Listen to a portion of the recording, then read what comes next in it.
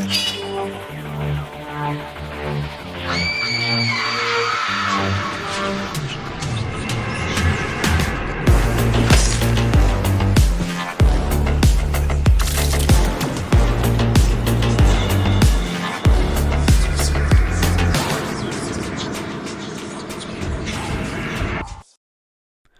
up, guys and ghouls, and welcome to another episode of Fright Mic. I'm Liz. I'm Sam. And today we are talking about the top 10 movies of the year for both of us. Crazy. It's an anxiety-inducing time. Yeah. But we're going to drop our top 10 of the year, starting at 10, maybe some honorable mentions at the end. It's a crazy time. I know. Once again, it's been a crazy year for horror movies. I just can't believe we're doing this again. I know. I'm like, another year. I always love a top 10 of 2023, though, or, top 10 of the year. Because, like, when you go back to January, you're like, that came out this year? I know. Feels like forever ago. I know. If you follow us on Letterboxd, we usually are really good about logging our movies, and I had to, like, keep scrolling all the way through my, like, film diary, and I'm like, holy shit, like, this movie came out it's like you lose all concept of time. Mm-hmm. And you have no idea. Truly do. Like, I don't remember what movie it was that I scrolled back and I was like, what is that movie? Soft and Quiet? Mm-hmm. I was like, I watched that long ago. Because what did it come out in, like, June? Yeah. And I was like, I feel like I just watched that. Mm-hmm. But I watched it once and only once. Yeah, that's a one and done for me, too. Crazy. And I have a feeling, because we are simpatico, usually, that the closer we get to the top, the more our lists will align. But I'm interested. I always kind of hope, too, that they won't in some regard. I know. Just to, like, see. I wonder if they won't. If they won't. Because Yeah. I feel like maybe there's things that I liked more than you did, or vice versa. Because, like, luckily, and there are a few that I should say that we, I'm almost certain that they're on your list as well, that we saw earlier in the year when we were at Overlook Film Festival, and some of them haven't been released yet. Yeah, disappointing. But at least a lot of mine are things that are available right now. So hopefully that makes it easier. Yeah. Don't get mad at me. Apologies in advance. Don't at me in the comments. Oh. All right, you want to start us off? Sure. So my number 10 for top horror 2023 is Cobweb. Ooh. It's number 10. It was almost an honorable mention. I fought back and forth between this and another movie, but I ultimately put Cobweb at number 10 because I don't think it's a great story. Like, there's definitely a lot of holes that you can pick apart, but I think the vibes itself and the uneasiness of, like, what is going on, I think it's really good. I like it a lot for the tone, the vibes, the acting is great, and it's a movie that I can see myself throwing on, like, year after year around Halloween. I agree. Yeah, the vibes are immaculate in that movie. I agree, though. The story is a little convoluted and a little confusing at times. I feel like there was, like, certain cuts of this movie and they kind of mashed them together, but the vibes are there. Definitely. And everybody compared it to Barbarian, like, with, like, insanity level, which I, like, agree to some extent. I think there is, like, a good twist in there that's, like, kind of crazy. And I think, yeah, I agree. I would definitely throw this on, like, year round. Yeah. Oh, yeah. I that's so terrible. I didn't even give, like, a little synopsis of what the movie is. So for those of you unfamiliar with Cobweb, the long of the short of it is that a little boy suspects that there is something going on with his parents, and he gets extremely suspicious when he starts talking to a voice in the walls telling him that he needs to let them out. Ooh. Chaos ensues. Interesting. What is your number 10? Let's hear where you landed. My number 10 is a movie I don't think that you've seen, but I did talk about it on one of our monthly rewinds. So if you're a patron, you've already heard this. And that is No One Will Save You. It was on my list to watch, and I was trying so hard to watch a bunch of things before we made this list, and I ran out of time. So I just know it's gonna be like a Deadstream kind of situation or Resurrection, where where I'll watch it January. I don't know though. I know that like so this is like an alien movie, and I know that you're like warming up to alien movies, so Mm-hmm. maybe you'll like it, maybe you won't. I'm not sure. You'll have to report back. Okay. So this movie was like so much fun. So this was like something that came out just exclusively on Hulu. And I had just had it was like a really surprising watch to me. I didn't think it was going to be as good as it was, but I'm always down for like an alien invasion movie, and I think this did something a little bit different with it, which was nice, and it was like a tight little story, barely any dialogue. Interesting. Yeah, there was Ooh. like barely any dialogue, and you really had to kind of like hone in on the movie. You can't just really throw it on. It's got to be like you got to be in it. And luckily though, even though there's no dialogue, there's plenty of action and things that happen in it that your attention, you're there the whole time. Yeah, I'll definitely gonna have to report back on that. Yeah, it's about basically this girl who's kind of like a homebody. She works from home and she kind of lives kind of like not off the grid, but like she lives in a small town, but she's kind of secluded from everybody. And an alien invasion happens, and it's like a home invasion as well. Yes. So a Yes. lot happens. She does a lot to fight them off. She's really good at it. And but there's also like another story going on where you kind of don't know who to root for in this Ooh. scenario. Interesting. So there's a lot going on, but it was just such a surprise. Like, sometimes with, and I'm not saying like all of these are like that, but sometimes with like, Netflix exclusive, Hulu exclusive movies, they're kind of like iffy. But this one was just like definitely a surprise for me and a standout. Amazing. Yeah, love that. Love that. I don't know. So far, so good. Yeah, right. We're doing We're well. not crossing the streams. Doing so well. My number 9 coming in is Thanksgiving. Ooh. Made it to number Fun, 9. fun. Yes. Thanksgiving, again, is kind of like Cobweb, where I enjoyed Thanksgiving more than I did Cobweb. I think the story is a little more believable. And I could see myself watching it every year for Thanksgiving because there's a lack of Thanksgiving horror. For those of you who don't know what Thanksgiving is or haven't seen it, it's a slasher movie, small town situation. So, like, in the beginning of the movie, an inciting incident happens, and then what is it, like a year later, there's a killer hunting down people that had taken part in said incident, dressed up as a pilgrim. Yeah. Yeah, it's very interesting. I know he had a name. I just can't remember what the name was. I can't either. John, was it something Carver? Yeah, John Carver? John Carver? John Carver. That's what it is. Yeah, he was like a founding Founding father. father or something in this town. He was the first mayor of this town, I think. I don't know. It was such a fun movie. It's a lot of fun. It's a lot of fun. It's not great. Like, definitely still holes in the story, Yeah. but I feel like there's holes in every story, really, when you But pick the it apart. kills were so good and entertaining.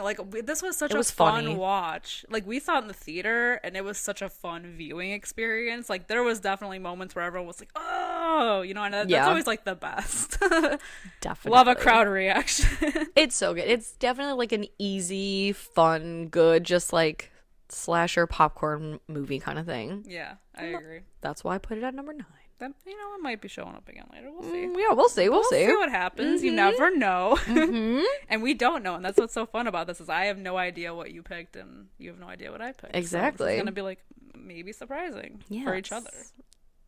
My number 9 is something that we saw earlier this year. We were lucky enough to see early, and that is Renfield. Mm-hmm. So much fun. Another one that was Renfield. really unexpected. I was really excited to see it because we were at a film festival and it was like another like just a pre-screening before it had come out, and I don't know, I just like love this movie. I had such a fun time with it. I didn't go in expecting a lot, but I think that Nicolas Cage did a really good job as Dracula, and Nicholas Hoult was like amazing, and it was just like such an entertaining, good time. Really gory, Yeah, but like in a fun way.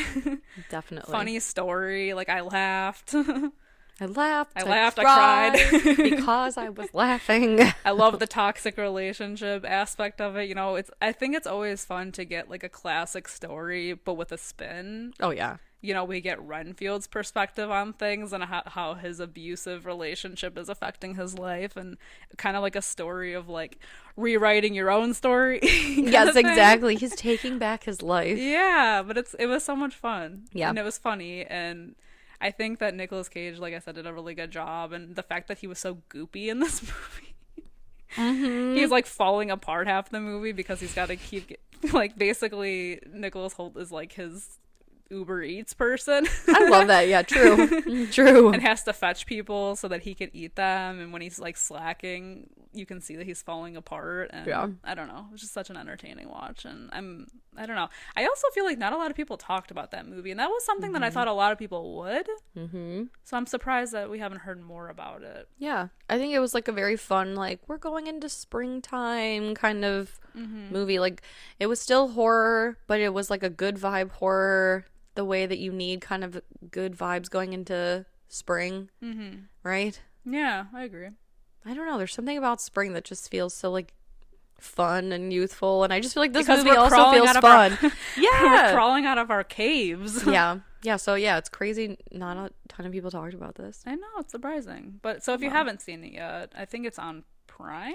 It's on Peacock, I know that. Peacock. Yeah. So it is streaming.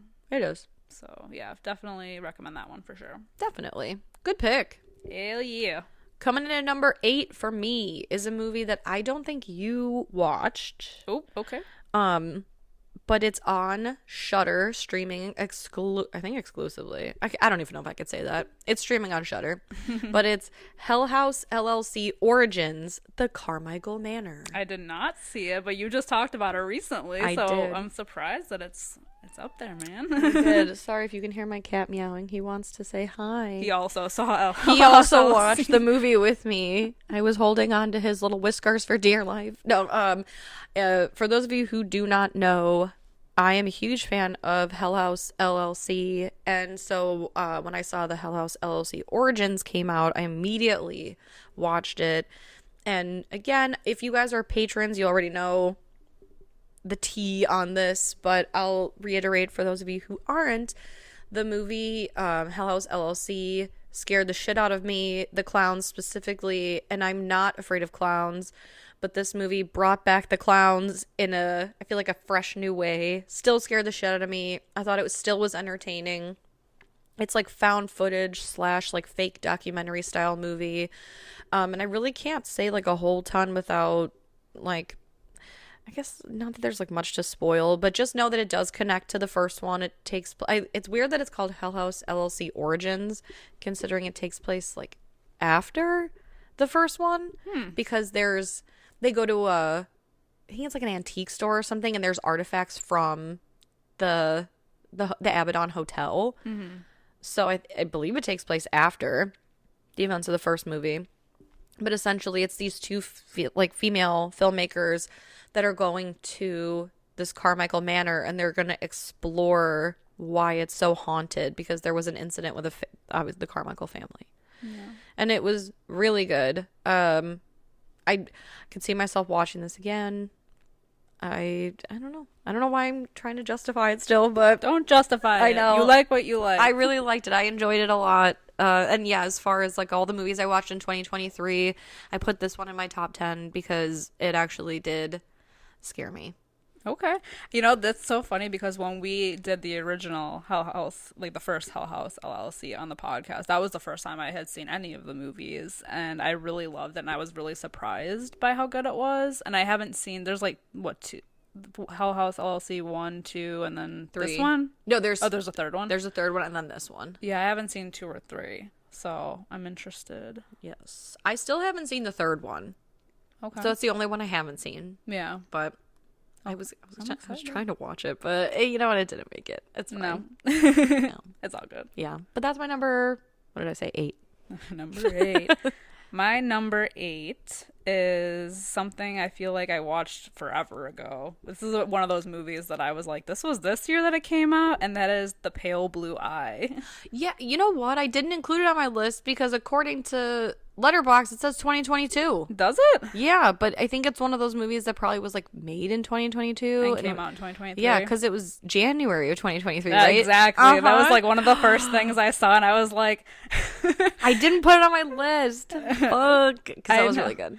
It was so good. And you know what? Like, I know that this year we got, like, The Fall of the House of Usher, which is another kind of Poe retelling kind of thing from Mike Flanagan. And I thought that one was okay, but I just love a good classic gothic Poe story. Absolutely. And this was so So good and So so well done. moody. Yes. And oh my God, they acted the shit out of it too. That's the craziest part, is that Christian Bale is in this movie, but he's not even like, I feel like he's in it, but he's not even the star. Mm-hmm. Like he is, but the guy that plays Poe, like a young Poe, which we've never seen before that I know of, Yeah. like a younger version of him, he did a really good job. He nailed it. Yeah.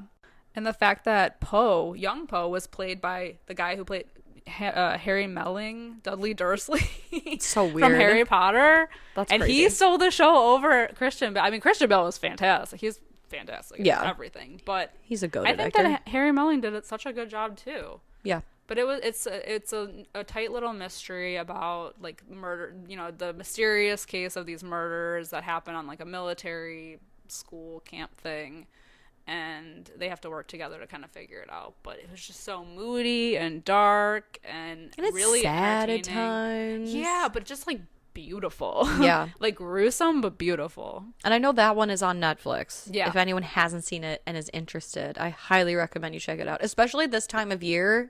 Feels apropos. Shit's melancholy, man. Yes. And this is another one that I felt like nobody really talked about. I think it kind of flew under the radar. I think a lot of movies that come out in January, unless it's like a Scream movie, they fall under the radar completely because people are like recovering from the holidays and we're not in like cinema mode, Totally. Totally. I don't know. Well, speaking of January releases, my next pick, Ooh, number 7 on my list, also came out in January. I think I know where this is going. You sure do. It is Infinity Pool. Hell yeah. This is actually getting surprising to me. Is it? A little bit. And you'll see why. Yeah. I was going to say, I'm fairly confident that my list is like all over the place. No. It makes sense in my head. I thought ours was going to be a lot more aligned, but I think the more we go, it's going to be a little bit misaligned. A little So different. we'll see. Yeah, I know we both saw Infinity Pool. It's coming in at number 7 for me because I do like it a lot, but I do think it is stressful. And I can't even begin to describe so I'm going to try my best to give a brief synopsis of Infinity Pool. Oh God, how are you going to do this? I would also like to hear. I'm going to try. Even though I've seen it. So a married couple on vacation to some, like, I don't even know. Oh, is it a real yeah. place? I don't know. Because it kind of reminds me of Thailand, but it's not Thailand. Anyway, they go on vacation and they meet another group of people, a couple specifically, and they get themselves into some trouble. And the movie just basically flips from there and goes, like, I mean, all over the map. You think it's going to go right, it's going to go down. You think it's going up, it's going sideways. Like, it's the most unpredictable batshit movie. And at the end, specifically, I've never wanted to wring Mia Goth's neck more in my life. God. Just with her She incessantly, was so good. James! Like, shut the fuck up! She was so good in it. Everybody was So so good. good. And I love Mia Skarsgård. Yeah, oh yeah. Like, Love Mia Skarsgård. it's a well-acted movie. It's a beautifully shot movie. It's an absolutely frustrating, mysterious, I don't know, like enigma of a movie. Yeah. But I really enjoyed it. It's not a movie that I see myself tossing on a ton, but every once in a great while, I'm here for it. It was really good. And what's interesting is that it was done by Brandon Cronenberg, David Cronenberg's son, very much like his father. But I feel like the biggest difference is that I think that David Cronenberg's movies are a little bit harder to watch for some people. Like, I think that he's got like hit or miss fans. It's either like they love him or you don't really love him. I think with Brandon Cronenberg, it's like he's got his father's style in some aspects, but he's doing his own thing that make it a little bit easier to watch for everyone. Yeah. Like, yeah. they're still just weird enough, but they're still palatable. watchable. Yeah, like more palatable for like the mass audience. Yeah, considering that I think, wasn't it a year prior to Infinity Pool, we were watching that awful fucking Crimes of the Future. Crimes of the Future. When did that came out in 2022? I know that Yeah. much. I can't remember if it was the beginning or the end. I'm fairly confident it was the beginning of the year. I don't know. I don't remember. I can't. Yeah, that's the thing. I can't remember. I don't care to remember. That's a movie I will never watch again. joined. I started the movie confused. I left even more confused. With Infinity Pool, you're confused, but you're like, I'm still along for the ride. Yeah, I don't get it, but I get it. Yeah. You know? Yeah. Definitely. Well, like I said, more like, he's got his audience, but I think Brandon Cronenberg is still doing what he's doing. Yes. But with his own thing. Yeah. To make it easier. Because I really like Brandon Cronenberg's movies. Like, Possessor was really good. Antiviral was really good. Like, yeah, I'm here for it. Yeah. I'll see anything that man puts out. I think David Cronenberg movies are like, what the fuck? But Brandon Cronenberg movies are kind of like that Julia Louis-Dreyfus like Veep meme where she's like, what the fuck? Like, you're still saying the same thing, but you're laughing about it. Right. Like, you're not throwing your, like, shoulders up at the end of the day. You're like, okay, well, whatever. Absolutely. I'm here for it. What is your number 7 pick? My number 7 pick is something that actually just came to Shudder not too long ago that we watched earlier this year, and that is Birth Rebirth. Uh-huh. Yes. This was a great movie. Interesting A good choice. time. I know. It's like a nice little Frankenstein story, but with a twist. Mm-hmm. Yeah, this was such a good movie. It really was. So dark. And very well acted. Very well acted. May I put...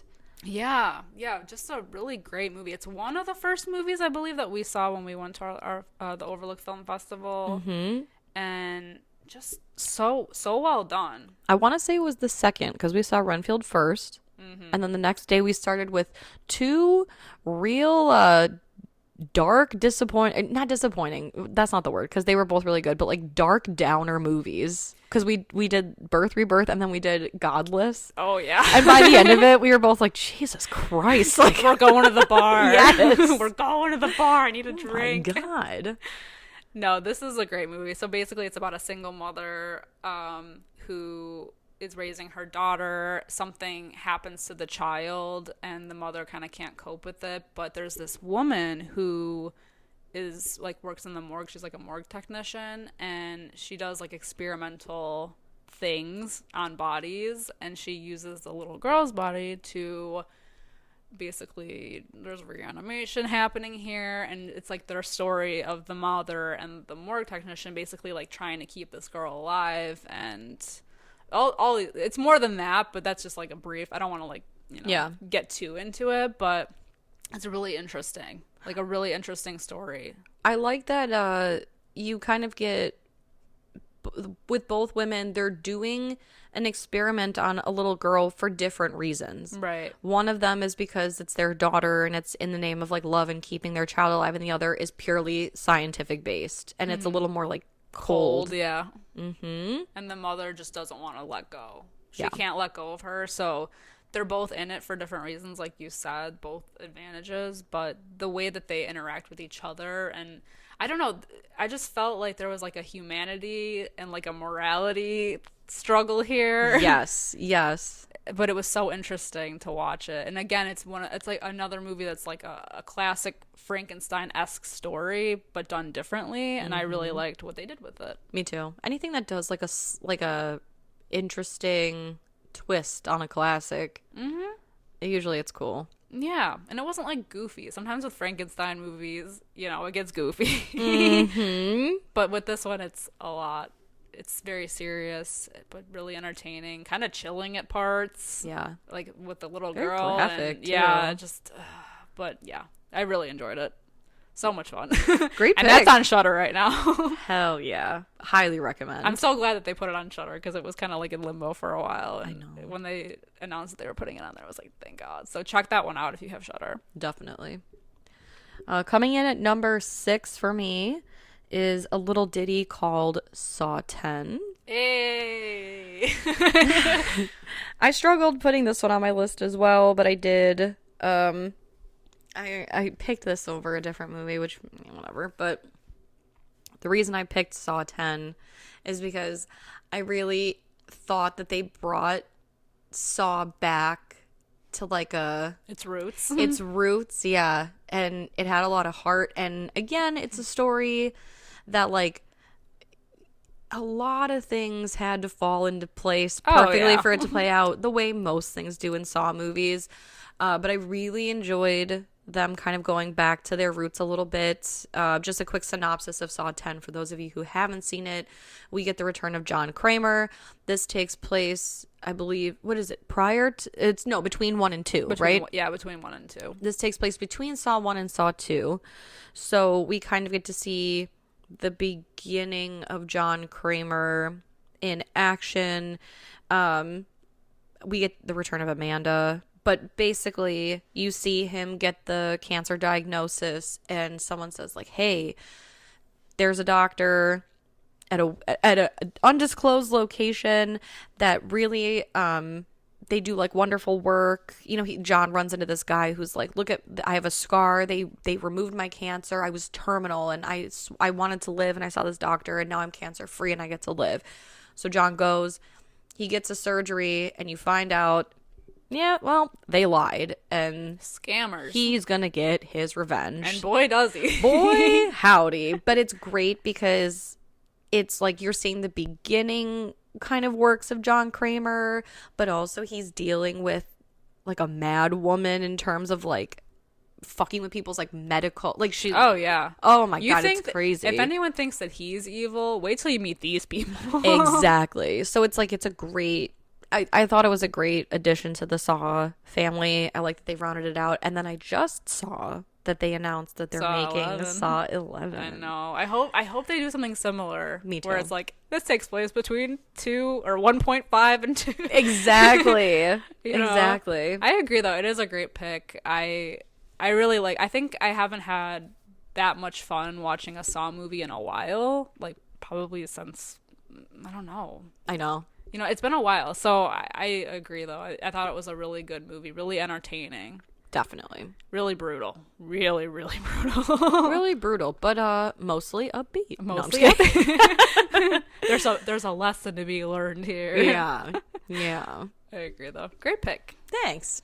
My number 6 is of course Thanksgiving. Ah, yes. I'm surprised. I mean, I'm not surprised that like I don't know why I thought you were gonna have yours a little bit higher. So maybe that's why I was a little surprised when you said it. But it's not too much past mine. I originally did have it a little higher, and then I was like, there's just movies that I think like I would, you know. Yeah. I think with this one, of course, you know, like the story, it's kind of like been done before. But I think what makes Thanksgiving so good is like, I feel like it was like a refresher in like the slasher genre. Yes. You know, we're kind of like at a point where it's like Ghostface, Art the Clown, you know, they're like the shining stars of the slasher genre. You know, we got, and then of course we had before like Freddy and Jason, all those. But like this, like Thanksgiving, the slasher in this movie, like the killer in this movie, I think he just brought something new, like a breath of fresh air to it. And it was just so entertaining when we went to the theater to see it. It was so gruesome, but like in a fun way. And yes. It was just a good time. Like I had a really great time watching it. Right, like I laughed a lot, but I also was still so invested in like who the killer was or like could a have mystery been. aspect to it. Mm-hmm. You know, and like Saw 6 came out this year as well. Saw 6. Oh, Scream 6. Oh my god. We're still talking about Saw. Got Saw on the mind. I know. Scream 6 came out earlier this year as well, but that one was like darker. This one had like the funny aspects to it, and that's I think what we needed. I think we needed that. So I'm happy that it made both of our lists. Me too, because like it was like a true, like you said, a return to form as far as slashers go. It had the perfect balance of like gore and mystery and humor and darkness, and it just was like the perfect little Halloween Thanksgiving slasher. I think that could be said for a lot of Eli Roth's movies. Mm-hmm. Like look at Cabin Fever. I mean, it's like so brutal, but they're still fun to watch. Totally. Not all of them, but no. I will say knock knock, I'm looking at you. Yeah, not all of them are like that, but I think he has a way of making it so that he gets his gore fix, but we also get our fun fix. Absolutely. Like it's just entertaining to watch, and that's how I felt about Thanksgiving. I did kind of wish that it stayed with like a grindhousey type look to it. Like I wish it took place like Planet Terror style. Yeah, like it was like a little bit older. That's my only complaint about it. It was like a little bit disappointing, but I get it. They probably wanted it to be more suited for like a mass audience in the theater, and that's fine. And now they just announced that they're doing Thanksgiving 2, hopefully coming next year. Yes. So I'm excited about that. We're getting carved. getting carved, fucking The second people serving, turkeys. right? Leftovers. The leftovers. Oh, if it's not titled Thanksgiving 2, The Leftovers. I know. Missed opportunity. Missed opportunity. Good Yep. pick. Thanks. What are we at? Oh, yes. Coming in at my number 5, we're middle of the list. Mid-tier movies for 2023. I went with Renfield. Hey. Yeah, we already obviously it's on your list, so we've already spoken about Renfield, but I agree with everything you said. I think it's campy where it needs to be. I think it's funny where it needs to be. It's got heart. I love the way it was shot. I love the colors of the movie. I think it's a really good time. I think it's an easy watch. Yada yada. We've said all we needed to say about Renfield. No, it is great. Actually, I didn't even mention that the coloring of this movie was so good. So sick. I loved it. Mm-hmm. Especially when we get to the point of Nicholas Hoult in his apartment, his little bachelor pad. When he talks about his Macy's sweaters. I will never forget. Like, I had just such a genuine, like, dad laugh moment in the theater when Nicholas Hoult comes to his own apartment and Dracula's inside waiting and he goes, "How did you get in? I have to invite you." And it just immediately shoots to the mat that says, like, "Welcome," or like, "Come on in." And he's like, "Oh." And I had like a moment where like, ah! in the theater. Like a belly laugh. Exactly. I think I was the only asshole to find it that funny. No. But it was good. It was great. My number 5 pick is something we haven't mentioned yet, so I'm happy about it. And that is Talk to Me. Yes. I think this is gonna be on like everybody's top 10 list. Mm-hmm. I thought this movie was great, and we saw this movie like really late at night. It was super loud. We had a great crowd with us, and like, oh my god, this movie was fucking brutal. Yeah. And when I felt it. It was raw, man. Well, let me ask you, did you feel it because it was so brutal, or did it help feeling it, the fact that the theater we saw it in the movie was so loud at the screening that we went to that it would literally, and we were, I think, like second or third row. Oh, man. So it's like, they had the volume turned up to like 200%. Oh, yeah. It was max volume. So like any noise was just like, and there's a lot of noises. There's bones a breaking, lot of face smashing. Banging. Oh, yeah. This movie was so much fun. Yeah. I think, and I totally understand why this is going to be on people's top 10s, because it's just, it's that, possession type story, ghost story, Ouija type thing. Yeah. But like the gore is like crazy. The characters are great. Like, I love the dynamic between all the friends. It's so believable. The brutality is up there. Holy shit. They don't shy away from anything in this movie. Not at all. It's brutal. Mm-hmm. Yeah, but it was so good. I knew when we left the screening of that movie that it was going to be like the hit of the year, and I think it was. It's funny because we had seen Talk to Me at the festival, and I thought immediately, I'm like, this is going to be the best movie that I see at this festival. Until we saw another movie that I know is probably on both of our lists. So I'll save that for that. That's almost close, though. Mm-hmm. It was up there. It was going to be the one. Yeah. This is a movie that I definitely like can't wait to keep revisiting. And then we watched it again when it came out, to regular theaters, and yeah, it was such a good time. Pretty brutal. I think it was streaming on Amazon Prime for a while. Yeah. Am I wrong? I think so. I think so. Yeah. I don't know if it's still on there, but it's, if you haven't seen it, it's worth checking out. Mm-hmm. For sure. Mm-hmm. For sure.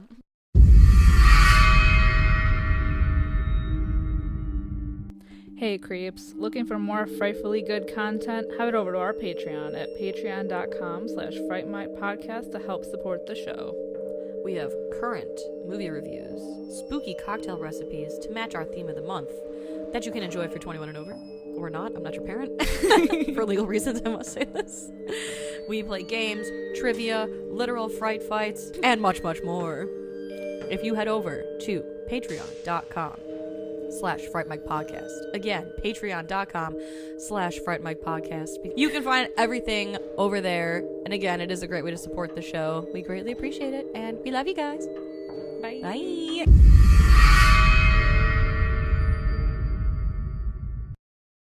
All right, where are we at? So number 4, we're getting in. Ooh, so now we're in the top 5. Oh God. So number 4 is a movie that we just recently saw, and we had a conversation about whether or not it was a horror movie, but I decided to go ahead and add it to my list. I decided it is. Yes, I think it's on your list as well. But it is Godzilla -1. Fuck yes. Very recent release. We were lucky enough to sneak it in before we made these top 10 lists. Very last minute. There was a reason I was like, we need to see these few movies because we had to squeeze them in before we recorded because I just knew. I had a feeling. Absolutely. So I think what you need to know about me is that my Godzilla knowledge is extremely limited to the Matthew Broderick 98 Godzilla and those, I'm going to say, non-interesting, very boring, long Godzilla movies from like 2014, 2015, somewhere in there, right? The last one I saw was the one with Ghidorah, and I mean, I love King Ghidorah, so like that was interesting, but I have no knowledge of Godzilla. Right. So this was fantastic because it had Godzilla in it, but Godzilla wasn't really the focus. He was more of like the threat that everyone is like preparing to fight, rather than a lot of these other movies. It's like, I don't know, like they put so much focus on Godzilla without showing Godzilla.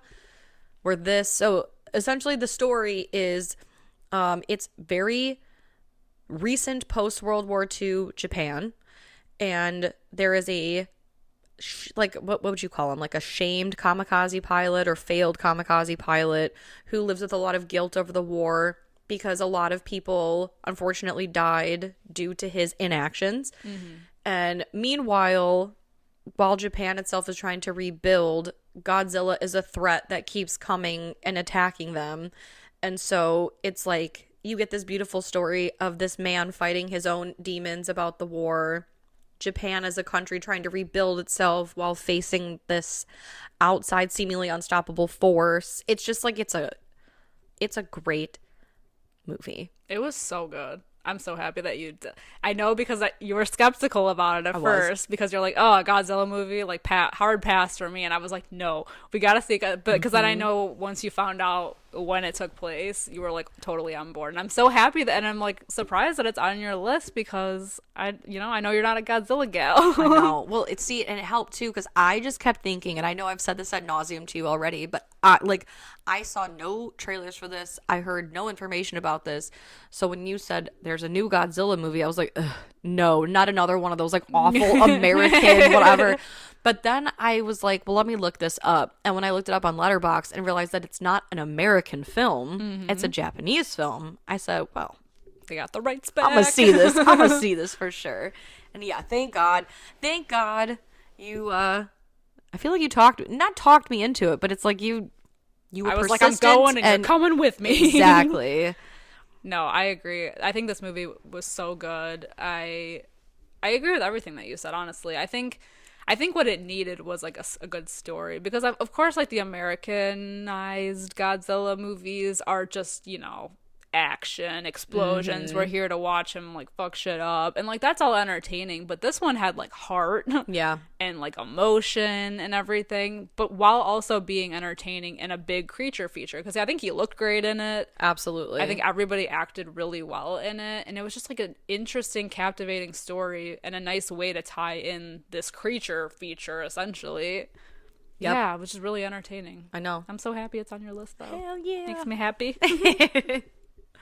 My next pick is my number 4, Infinity Pool. Hey, I knew it was going to be high on your list. I did know that. I actually didn't know between this and Talk to Me, I was like, oh, this is tough because I had them kind of interchanged so much, but at the end of the day, I had the scars bump, Well, of course. No, I just really like Brandon Cronenberg stuff, but yeah, I know we already kind of talked about it, so I think this is a really I wouldn't say fun movie, but an interesting movie. I think depending on how you define fun, it could be fun to look at because it's just interesting and bizarre and strange and you don't know what's going on, but again, like we said before, you're there for the ride. 100%. Yeah. It's not about the destination. It's about the ride, the journey. Yeah, you know, it's kind of crazy. Yeah. Did I say that wrong? No, it's the journey, not the destination. Okay, good. Yeah, I said that right. I said that right. Okay. Yeah. Perfect. Yeah, you got it. Yeah. Yeah. Yeah. It ended like kind of like in a weird way, like you know, what's going on. Yeah. But I think it had a lot of messaging about, you know, the rich people and their power over everything. And the fact that when you are so rich, you do so many fucked up things and not only get away with it, but then you can just return to your normal life without blinking an eye. Yeah, like the people of power and their power over everyone else. You know, like the advantages of being in a position where you could get away with everything. And that's like the basis of the story is these people do awful things, but there's like they're in a place where they have the weird law that, you know, if you want to create a clone of yourself and kill the clone, like you get off scot-free. Mm-hmm. And so they become obsessed with pushing the limits to see how and what they can get away with, and, you know, at someone else's expense. Right. And at what point do you just like completely lose your humanity? Mm-hmm. And I think that's really what happens with our boy. Uh-huh. Because he sees how much it is, you know, how much he can get away with, and it's like a power trip. Yeah. And it's like his descent. He's no better than a dirty dog at the end of the movie. A gorgeous, kind dirty dog, okay? Yeah, yes, exactly. Very, very easy on the eyes. Exactly. I would take him to dinner. No, I'd let him take me to dinner. Of course. Yeah, of course. Yeah, the white shirt was white shirting in this movie. Mm-hmm. The haircut was cutting. It was doing the most. Yeah, oh god. And Mia Goth, I mean, she just keeps outdoing herself in everything, and I think that she was just so unhinged in this movie that, you know, I don't know. I'll watch anything that she's in just because she's so entertaining. Yeah. I haven't gotten sick of her yet, like I have with certain other actresses that, you know, it's like they all have like a renaissance period. Mm-hmm. Like Jennifer Lawrence had like a heyday. Mm-hmm. What's her face? Jenna Ortega, I feel like, is still kind of in that moment. Yeah, Mia Goth's having a day. A goth renaissance? Yes. Yes. I get it. I know. I totally get it. No, good pick. Yeah, she's still going, man. She's going strong. I know. I can't wait for Maxine next year. Oh, yes. I cannot wait. So hype. All right. Coming in. Top 3. Number 3. Number 3 on my list is a movie we've already talked about. It's Talk to Me. Fuck Very close to your placements. Yeah, there's nothing left to be said about Talk to Me. I feel like we've touched on it. But I don't think we did a synopsis. So for those of you that need a synopsis, Talk to Me is about a group of teens that come across a hand of a dead person. And if you light a candle, hold on to the hand and say, "Talk to me," you are able to see a spirit from the other side. And of course, when you have teens fucking with things they shouldn't be fucking with, shit goes crazy. So that's it. I think it's still streaming on Amazon Prime. Double check me on that. But again, just a fun, fantastic movie. Check it out. It's a creepy movie too. Very. I really like the makeup, like the effects of the people who are possessed, like the people who they see. And you know what's crazy is that like there's so many moments where you only see them for like a couple of seconds, like it's like a flash, but they look so goopy. Yes. It's so goopy, so like juicy. They're juicy ghosts. It's true. They're not your typical, you know, ghosts. They're wet. They're a little wet. Yes. Yeah, good pick. I'm happy it's up there for you. My number 3 pick is another movie that we have already talked about, and that is Godzilla -1. Yes. Fantastic. So much fun to watch in the theater. If you can, it's still in the theater now, so if you can go, please go see it in the theater, how it's meant to be seen. And I mean, I'm always a fan of seeing it subtitled rather than English dub. I know our theater was playing it subtitled only. Yeah. So if subtitles don't bother you, I highly recommend seeing it subtitled and not dubbed. There were so many good moments in this movie. I mean, the whole movie was great, but there were so many good moments, and I know we had such a fun time, especially when they are trying to Jawzilla him. Yes, exactly. I swear to God, it was like a whole Jaws sequence, but with Godzilla. I freaking loved it. It was so much fun. I love that they give him such a juicy little donk too. Well, yeah, he's got a badonk.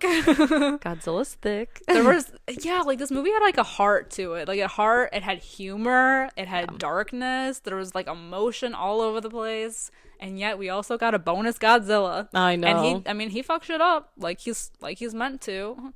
And it just was such a great callback to like the original Godzilla, and it had so many nods to it. And I think, it was just like a nice refresher, because I know that we've gotten like all the American versions, which are still entertaining, but this was like something different. I think it was like needed. Absolutely. For a character like Godzilla. I think so too. I can't wait. I love to that see good more. boy Godzilla. I know. That silly little lizard water pup. He was just vibing in this movie. Yeah. So many scenes of him just like, he's walking slow and he's just like, meh, just vibing. I know. It's funny because like he comes to land so many times, and everyone on the ground obviously was like, ah, but I feel like the way he's moving and grooving, it's like you almost want to draw little headphones on him, and he's like, I'm walking on sunshine. Like you could easily outrun him. Yeah, oh for sure. For sure. It's brutal though. When people get squished, they get squished. Yeah, it's pretty bad. I heard some squelching. Bones a The cracking. squelch meter was high that day. Ew. Top 2. Good pick. Yeah, so coming in at number 2 for me is a little movie called Late Night with the Devil. Ooh, okay, I now I see where the rest of this list is going. Yeah, you already know. You already know where it's at. I already know. So Late Night with the Devil is another movie that we were lucky enough to catch at the Overlook Film Festival back at the beginning of the year. This was a movie that for me beat out Talk to Me, because once we saw this, I said, Talk to me who? Talk to me who? Never heard her. Yeah. And we were very lucky to see Late Night with the Devil once again in October, because in Chicago it came I think it was one night only. To the Music Box. To the Music Box Theater, shout out. And David Das Malchin himself was there in attendance doing a little Q&A. He was so cute, so Love sweet, him. just like so Purest of endearing. heart. I know, like truly a gem of a human being. And this movie is so good. And I know you and I talked about this. Liz and I struggled with whether or not this belonged on top 10 of 2023, because technically it is not out to see anywhere, but I know it's coming soon. It will be coming. There's rumors that it's being brought to Shudder, but I included it because we saw it not once but twice this year in a theater, so I had to. And for just like a brief synopsis of the movie, basically it is supposed to be like a 70s late night kind of like David Letterman style show, and what we are seeing is supposedly the raw footage of the very last broadcast of this show that takes place on Halloween night. So it gives a little Ghost Watch, a little WNUF Halloween special kind of we love vibe. both of those. We love both. So if you guys like that style of movie, I highly recommend, once it is available to stream, that you run, float, fly, don't walk to see this movie wherever you can. I agree. Yeah. And I'm not going to say any more. Excellent. I know where this is going. You know. My number 2 pick is something we literally just watched right before Godzilla, and that is Saltburn. I just love that our top 2 is basically interchangeable. flipped. Yep. Well, I guess then we can both talk about it, since I already know this is going to be your number 1. Yeah, surprise, guys. My number 1 pick of 2023 is Saltburn. Hell yeah. Man. You saw it twice. I did. I saw it twice within like a 2-week span. Oh, man. I took myself to see it, a little day date. I was released from work a little early, and I said, fuck it, I'm going to take my happy little ass alone. I got to see it in the theater alone, by myself, for the first time. And again, it's one of those movies that I'm going to define it as a horror movie. That's the thing. That's why I struggled with putting it on this list, because again, it has horrific things horrific elements, in the but is it a movie. horror movie? I think so. But I'm very much of like a, whatever, fuck it. Yeah. It horrified me, so it's horror. If this happened to me or my family, I would be horrified. Yeah. So it's a horror movie. But since it's your number 2, do you want to give a synopsis? Yeah, well, boy, do I.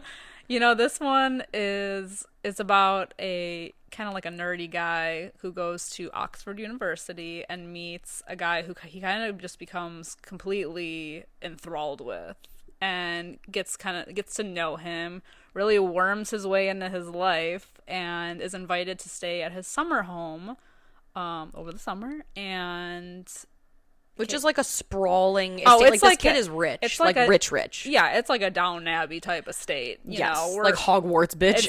like it's a fucking castle. Yes. Yeah, it is it's a moment. It's not even a house. It's a moment.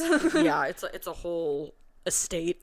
Yeah, and he's just still like, we're kind of seeing his journey as he's still kind of worming his way into his life and his family's life and His friend's life, and just kind of, really overstaying his welcome at this place.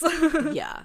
It's uncomfortable. It's uncomfortable. It's weird. It's funny. It's sexy. Rosamund Pike in this movie was so good. I love her. She like stole every scene that she was in, and everybody did such a good job in this movie, and it was so bizarre, but it was like our kind of bizarre. Yeah, exactly. That we're here for, and I just like loved it. I just can't help it. Every time I've seen this movie, I've just like open-faced grin, watch like jack-o'-lantern style. I'm just like, the whole time. Yeah. The whole fucking time. It's so good. I think this is a movie that's probably not for everyone, and I totally get that, but it was like really for us. Yeah, it's not for everyone, but it's for us. It's for us, and I had such a good time watching. It was so interesting, and I don't want to spoil anything, but just fucking weird shit, man. Mm-hmm. Just know. There's some twists in there. Yeah.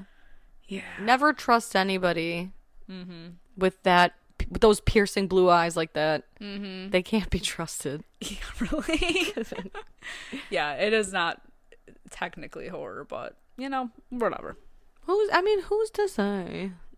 Everyone. The internet's gonna I say. wasn't gonna put it on my list because it's not horror. Yeah, the internet will tell us it's not a horror movie. The internet's wrong. It's fine, though. Yeah. It is fine. Of course, you know where this is going. My number one is Late Night with the Devil, and this has been on my number one since we've seen it. I don't think anything to me could have topped it for myself. Yeah. It was such a blast seeing it, such a surprise. But and I knew when we were getting our schedule ready to go, plan out our screenings, I said, read the brief synopsis that we're given, and I'm like, I just knew that we were going to vibe with this movie. And it was so much fun seeing it again at the Music Box.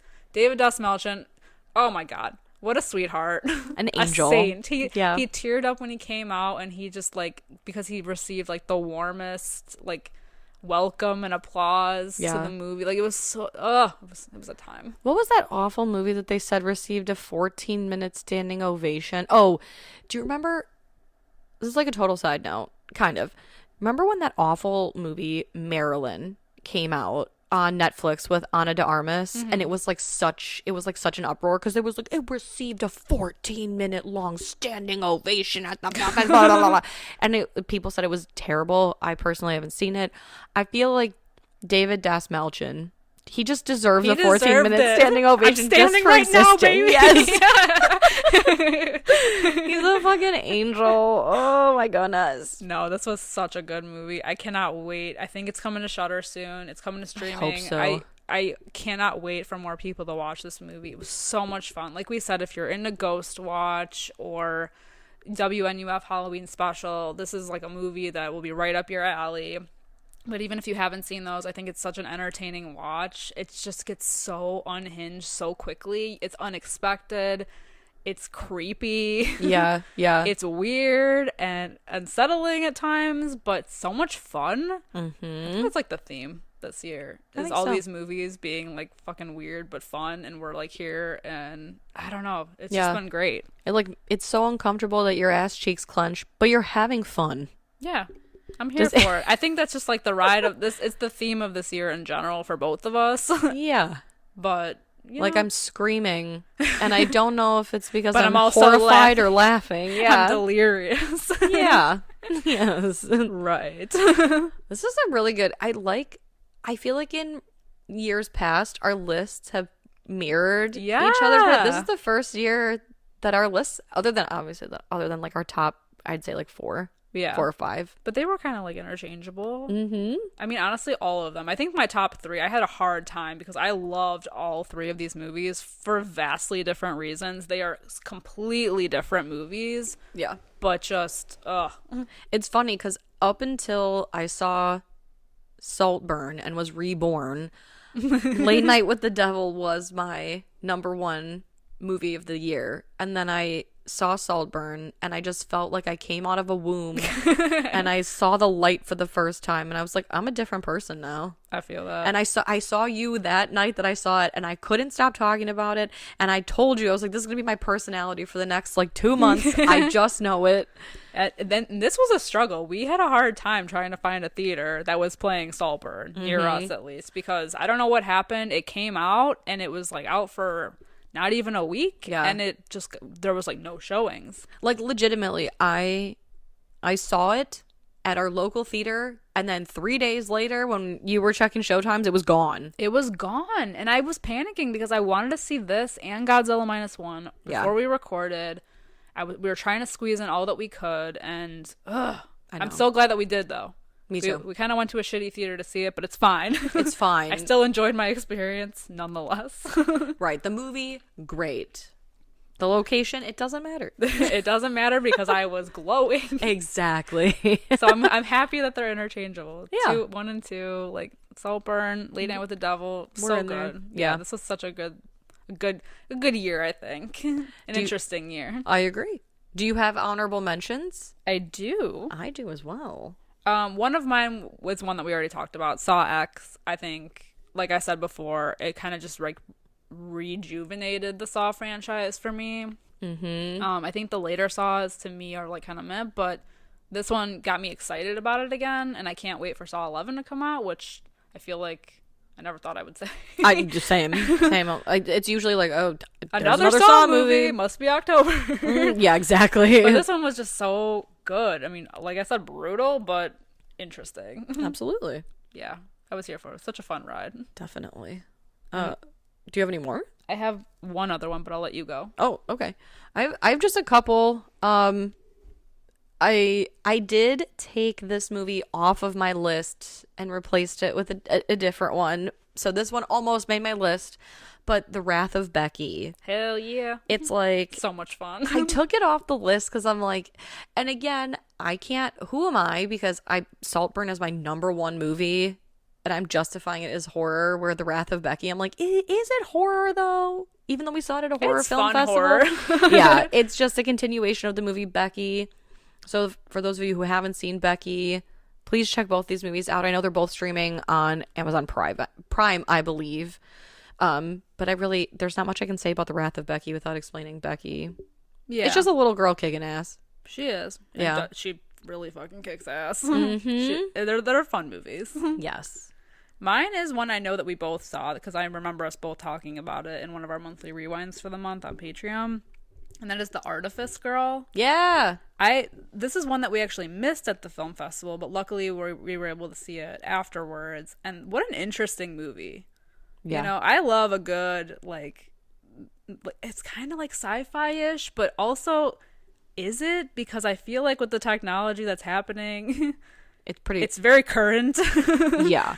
Yeah. You know, very relevant. Yeah. Like you almost think like this is something that would be in the future, but I don't know about that.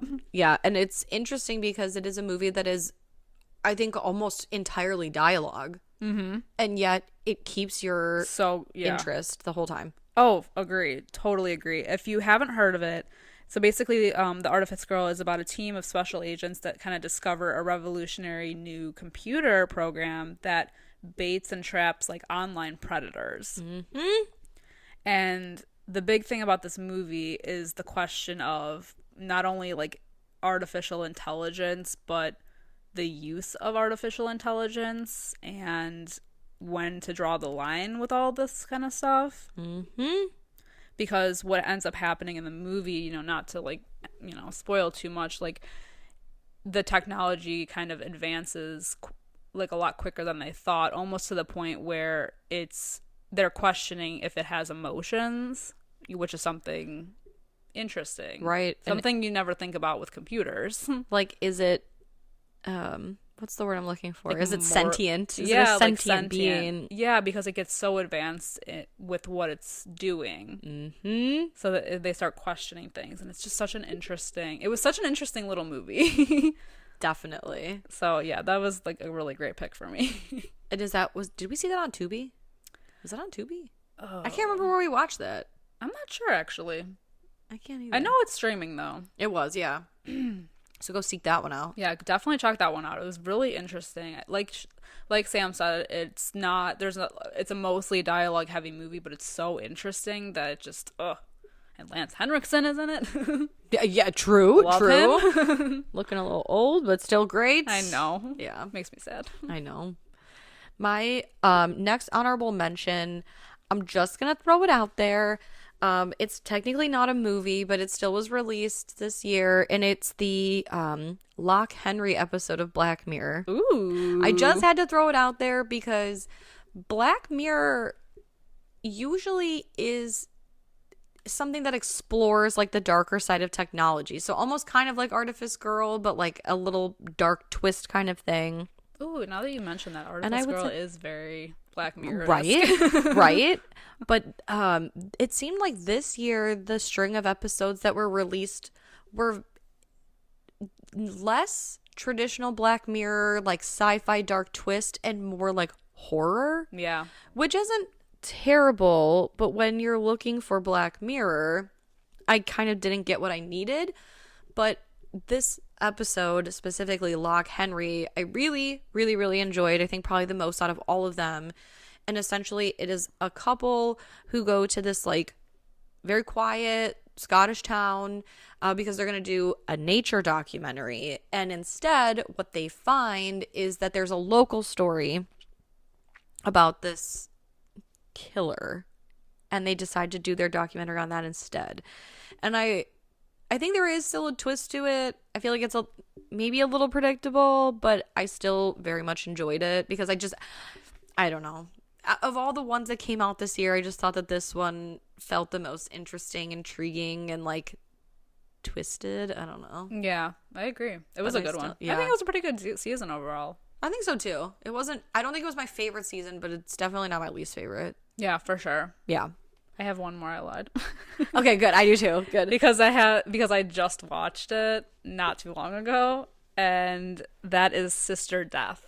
Ooh. Which is on Netflix currently. That I do know. So Sister Death is an interesting story. It's almost like what I think The Nun should be like, I think. Ooh. In that, so like a young nun goes to a convent to teach young girls like in the school.